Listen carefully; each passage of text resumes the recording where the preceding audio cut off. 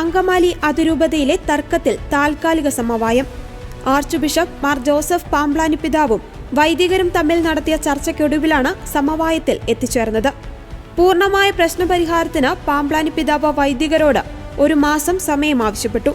ഇത് വൈദികർ സമ്മതിച്ചതായാണ് വിവരം.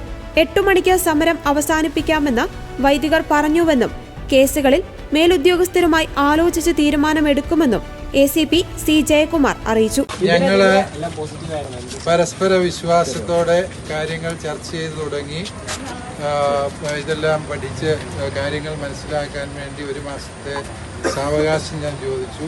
വൈദികരത് വളരെ പോസിറ്റീവായിട്ടെടുത്തു. തുടർ ചർച്ചകൾ നടക്കും. അതാണ് ഇത് സംബന്ധിച്ച് പോസിറ്റീവായിട്ട് എടുക്കുന്നു. 1 മാസത്തിനുള്ളിൽ ചർച്ച നടത്തുന്നു. വൈദികരുടെ പ്രാർത്ഥനായജ്ഞമൊക്കെ അവർ അവസാനിപ്പിക്കും. വണ്ടിയുള്ളവരൊക്കെ ഇന്ന് തന്നെ പോകും. വണ്ടി കുറച്ച് പേരുടെ വെയിറ്റ് ചെയ്യും. രാവിലെ വരെ എഴുന്നേറ്റ് പ്രശ്നപരിഹാരത്തിന്റെ പുതിയ തുടക്കം തന്നെയാണത്. പ്രശ്നരഹിതമായിരിക്കാൻ ആഗ്രഹിക്കുന്നത് പോസിറ്റീവായ ഒരു ഔട്ട്കമാണ് ഉണ്ടായത് എന്നാണ് എൻ്റെ ഒരു വികാരവും. അത് കാലം തെളിയിക്കട്ടെ.